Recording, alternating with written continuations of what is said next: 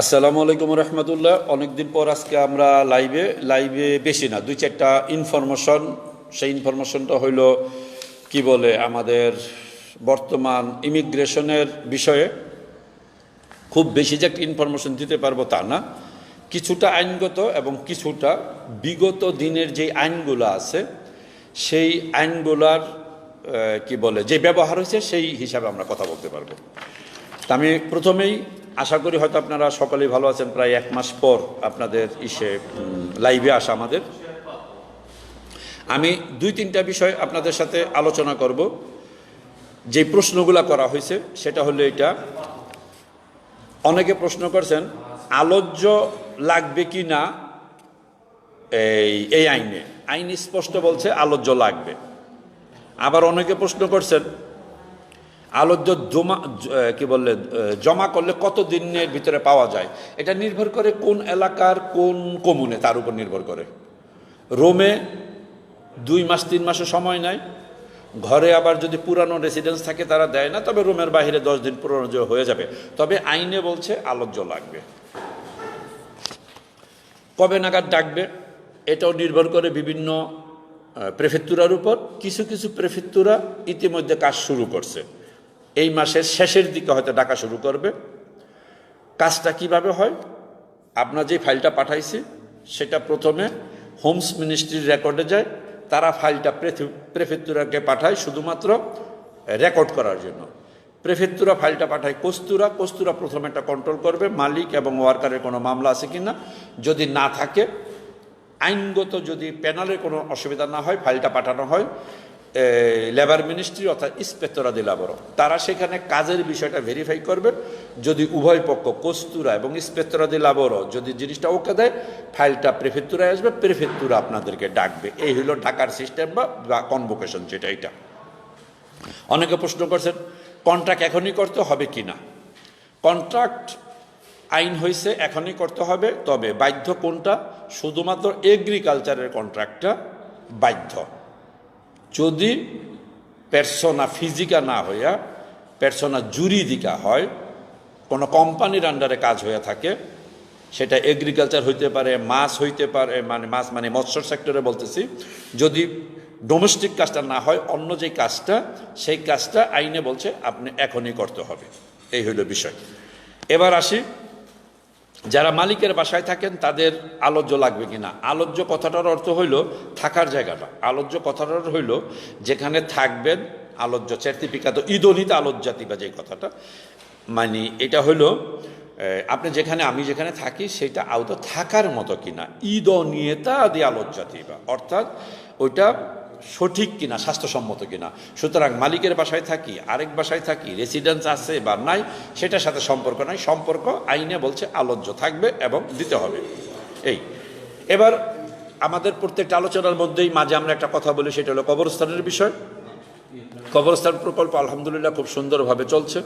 6 তারিখে কবরস্থান প্রকল্প পরিদর্শন এবং শিক্ষা সফর। প্রথম বাস সার্ভে হলো লার্গো প্রেনিসিতে থেকে সকাল 9টায়। আপনারা সকলে আমন্ত্রিত। টিকিট করা হয়েছে 15 ইউরো এবং 0 to 4 শিশুদের ফ্রি করা হয়েছে। তা আমরা আশা করি আপনারা আসেন, আসার পর দেখেন কোথায় কবরস্থান হবে, কোথায় মাদ্রাসা হবে, কোথায় স্কুল হবে ইতালিয়ান, কোথায় মসজিদ হবে, কি বলে কোরবানির জায়গা কোথায় হবে। এই বিষয়গুলো আপনাদের সব কিছুই ইনশাল্লাহ আমরা চেষ্টা করব 6 তারিখে বিষয়গুলো আপনাদের কাছে প্লেস করার জন্য। তা আমি অনুরোধ করব, রোমে অনেক কমিটি আছে, প্রায় 52টা অ্যাসোসিয়েশন। 52টা অ্যাসোসিয়েশনের থেকে যদি 10 জন করে লোক অংশগ্রহণ করে তাহলে কিন্তু 520 জন। বিশেষ করে কয়েকটা সংগঠনের নাম বলতেই হয়, যারা আপনার বাংকার সমিতি যারা আছেন, তারা যদি একটু সহযোগিতা করেন তাহলে আসলে খুব সুন্দর একটা কি বলে গেট টুগেদার হবে আমাদের সেই কবরস্থানের প্রকল্পটা বিশদভাবে তুলে ধরার জন্য। এবার আসি আমরা আবার আমাদের ইমিগ্রেশনের তথ্যে। 130 ইউরো যারা সৌজন্য দিয়ে জমা করছেন, অনেকে প্রশ্ন করছে কিভাবে রিনিউ করবে। যদি আপনার হাতে সৌজন্য পায়া থাকেন, অনেক কস্তুরা অলরেডি ডেলিভারি দিছে, যদি পায়া থাকেন আপনাকে পুনরায় মিনিমাম আপনার কন্ট্রাক্ট রাখতে হবে ডোমেস্টিক, এগ্রিকালচার অথবা বাদান্তে, প্রথম ধাক্কাটা। এইটা দেওয়ার পর যদি আপনার রিনিউ হয়ে আসে, তারপরে আপনি ফ্রি যে কোনো কাজের ভিতরে চলে যেতে পারবেন। এবার আসি, যারা দেশে আছেন তাদের ভ্যালিডিটি শেষ হয়েছে, তারা ভ্যালিডিটি শেষ হয় নাই, তারা তৃতীয় দেশ হিসাবে আসতে চান, থার্ড কান্ট্রি কীভাবে আসবেন? যদি আপনি থার্ড কান্ট্রি আসতে পারেন, সহজভাবে আসতে পারেন। এখন থার্ড কান্ট্রিতে আসতে দিবে কিনা সেটা থার্ড কান্ট্রির ব্যাপার। বাংলাদেশ ইমিগ্রেশন ছাড়বে কিনা সেটাও বাংলাদেশ ইমিগ্রেশনের ব্যাপার। এবার আসি নর্মালভাবে, আমি যেটা মনে করি, আমি যদি থার্ড কান্ট্রি বলতে আমি কি বলে নেপাল গেলাম, ভুটান গেলাম, বা যে দেশগুলা ইটালির সাথে ইসে না, ইতালির আসার জন্য কোনো বাধা নাই। আমি থাইল্যান্ডে গেলাম, আমি যদি থাইল্যান্ডে যাই 15 দিনের জন্য বেড়াইতে গেলাম, আমি সৌজন্য সাথেই নিয়ে গেলাম, আমি থাইল্যান্ডে 15 দিন অর্থাৎ 14 দিন কোয়ারেন্টাইনে থাইকা থাইল্যান্ড থেকে আমি সরাসরি ইটালিতে আসবো, আমাকে তো আইনে কোথাও বাধা নাই। কারণ বলা হয়েছে বাংলাদেশি ফ্লাই করতে পারবে না, কথাটা তা না, বলা হয়েছে বাংলাদেশ থেকে ফ্লাই করতে পারবো না। সে যদি ইন্ডিয়ানও হয়, পাকিস্তানিও হয়, থাইল্যান্ডই হয়, যেই হোক, সে ফ্লাই করতে পারবে না। নট ন্যাশনালিটি, টেরিটোরিও কথাটা বলা হয়েছে, ওই টেরিটোরি থেকে ফ্লাই করা যাবে না, নট ন্যাশনালিটি। তাহলে বাংলাদেশ থেকে আমি যে কোনো রাষ্ট্রে যদি আমি যাই, সেখানে 14 দিন থাকার পর আপনি সরাসরি ইটালিও ফ্লাই করতে পারেন, যেহেতু আপনার সৌজন্য আছে। প্রশ্ন, এবং আমরা যে জায়গাটায় সবচেয়ে বেশি চিন্তিত, সেটা হলো যেই ভাইদের সৌজন্যের ভ্যালিড শেষ হয়ে গেছে, অর্থাৎ রিনিউ করতে দেন নাই। যদি রিসিভুতা থাকে ইনশাল্লাহ কোনো টেনশন নাই, আসবেন, কার্তা সৌজন্য হোক, নর্মাল সৌজন্য হোক, আপনার রিসিভুতা আছে, আপনার নিশ্চিন্তায় থাকেন।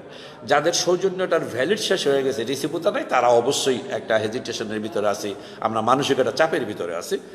আমরা চেষ্টা করতেছি ছোট সংগঠন হিসাবে যতদূর সম্ভব আমরা মিনিস্ট্রিতে যোগাযোগ করার, পিটিশন দিতেছি, দরখাস্ত দিতেছি, আমাদের ছোটটুকু যতটুকু সম্ভব। এই এবার আসি যে তৃতীয় দেশ হিসাবে কীভাবে আসবেন। ঢাকা টু যে কোনো একটা রাষ্ট্র, যেই রাষ্ট্রে ইটালির সাথে সমস্যা নেই, সেই রাষ্ট্রে আপনি 14 দিন থাকার পর সরাসরি আপনি ইটালি আসেন, আইনে কোথাও বাধা দেয় নাই, এবং সেই রাষ্ট্র থেকে আপনি সরাসরি টিকিট কেটে আসতে পারবেন, যেহেতু আপনার প্যারমিশন সৌজন্য আছে। সুতরাং সহজ ব্যাপার। Dhaka to Thailand, Dhaka to Nepal, Dhaka to যে কোনো রাষ্ট্র, সহজ ভিসা যেগুলো দেয়, আপনি সেখানে যাবেন, সেখানে 14 দিন থাকার পর আপনি ইটালিতে আসবেন, আইনে কোনো অসুবিধা নেই। এবার আসি আমরা যেখানে কথা বলতেছি, যেখানে বসে আমি কথা বলতেছি, এটা হলো আবার একটা, আমাদের যে পিছনে উল্টা দেখতেছেন অবশ্য, যেহেতু ক্যামেরাটা উল্টানো, অর্থাৎ এটা একটা কাপ সার্ভিস। এই কাপ সার্ভিসটা হলো ধূমকেতুর এই একটা অংশ। অবশ্য আমাদেরটা এই অংশটা কিন্তু কাফ মানে এফ না, ননে come si chiama assistenza per fiscale, non è centro assistenza per fiscale, centro assistenza pubblico, per pubblico, অর্থাৎ জনগণের জন্য এখানে কাজ করে থাকে। মোটামুটি কাফে যে কাজগুলা করে সব কাজই এখানে করা হয়। হয়তো পরবর্তীতে তাদের সার্ভিস যদি খুব সুন্দর হয়, তাহলে হয়তো আমি একসময় আপনাদের লাইভে এসে বলবো তারা কি কাজ করে। বর্তমানে এই কাজগুলোই করে। তবে কাফের অন্যান্য যেই সার্ভিস যারা আমাদের জানা মতে খুব ভালো কাজ করে থাকে, তার ভিতরে আছেন কি বলে আমাদের সার্ভিস ইতালিয়া, পিয়াসা ভিক্টোরিয়ার, তারপরে আছেন প্রেনিস্তিনার, কি নাম তার, আমাদের জামান ভাইয়ের অফিস, এটা করেন। এরপর আবার বলতেছি, এখান থেকে আবার নতুনভাবে এই কাজগুলো করার চেষ্টা করা হচ্ছে। এবার আসি রোমের বাহিরে কবে নাগাদ প্রেফেক্টুরা ডাকতে পারে। আবার বলতেছি প্রত্যেকটা প্রেফেক্টুরের উপর নির্ভর করে। যেই প্রেফেক্টুরাগুলো ছোট, বলতে চাচ্ছি যেখানে বিদেশিদের অবস্থা মানে বসবাস খুব কম, তারা কাজ শুরু করে দেবে 15ই সেপ্টেম্বরের পর। যেগুলো বড়, তারা কাজ করতে করতে অক্টোবর নভেম্বর হইতে পারে। অনেকে প্রশ্ন করছেন এই প্রেফেক্টুরা ডাকবে কোথায়, কিভাবে। আপনারা একটা ইমেল দিচ্ছেন মালিকের, সেখানে আসবে। একটা ওয়ার্কারের ইমেল দিচ্ছেন, সেখানে আসবে। যেই কি বলে স্পিড দিয়ে খুইলে আপনি করছেন, সেই স্পিড দিয়ে চেক করলেও আপনি পাবেন যে আপনার ফাইলের অবস্থা কোথায়, কনভোকেশন আছে কিনা। 3টা। এরপর আছেন আপনার টেলিফোন নাম্বার দিচ্ছেন, যদি সঠিক থাকে সেখানেও তারা মেসেজ পাঠাইতে পারে। আবার 2টা অ্যাড্রেস দিচ্ছেন, কমিউনিকেশনে পের ল্যাবরেটরি, কমিউনিকেশনে পের দাতরে দি লাবর, সেই 2টা অ্যাড্রেসের ভিতরেও আপনারা পাইতে পারেন। এই হলো একটা বিষয়। অনেকে প্রশ্ন করছেন ভাই নুল্য অবস্থা তো অনেকদিন সময় হয়ে গেছে, পাচ্ছি না। হ্যাঁ, প্রায় 1.5 বছর 2 বছর পর্যন্ত নুল্য অবস্থা মানে ফ্যামিলি নুল্য অবস্থা যারা জমা দিচ্ছেন প্রেফেক্টুরায়, অবশ্যই লেট হচ্ছে। এখানে অবশ্যই আমি অনুরোধ করব, হ্যাঁ লেট হইতেছে, কিন্তু এত লেট হওয়া উচিত না। সুতরাং নিকটবর্তী যেখানে থাকেন সেখানকার কোনো সংগঠন অথবা কোনো অ্যাডভোকেট দিয়ে আপনারা এই জিনিসগুলো ফেস করতে পারেন। অনেকে প্রশ্ন করছেন যে ভাই যদি মালিক উপস্থিত না হয় কনভোকেশনের দিন, যেদিন ডাকেন সেদিন কি হবে। বিষয়টা হলো এটা,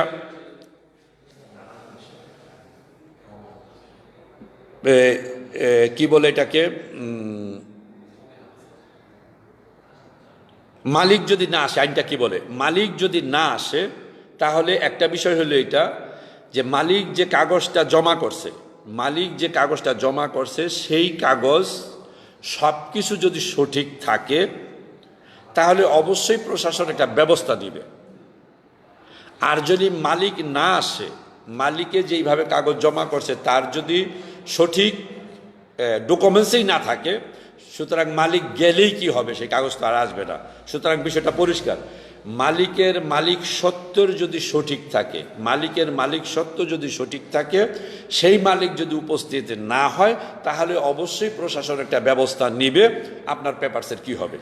একই ব্যাপার অনেকে প্রশ্ন করছেন, একাধিক মালিক যদি একাধিক কাগজ জমা দেওয়া থাকে তাহলে কি হবে? একাধিকের ভিতরে যদি একজনকে দেওয়ার মতো তার ক্ষমতা থাকে, অর্থাৎ মালিকের মালিক সত্তা থাকে, তাহলে প্রথম যে কাগজটা জমা হয়েছে সেটা পাবে, বাকিগুলো পাবে না। এবার আরেকটা প্রশ্ন করা হয়েছে, মালিক মারা গেলে কি হবে? মালিক মারা গেলে যদি মালিকের মালিক সত্তা সঠিক থাকে তাহলে 1 বছরের পাবে। আবার বলছি, যদি মালিক মারা যায় তাহলে 1 বছর পাবে। এবার একজনে প্রশ্ন করছেন, একটা মন্তব্য করছেন যে আগে বলছিলেন 130 এরও যারা জমা দিলে যে কোনো কাজে রিনিউ হবে।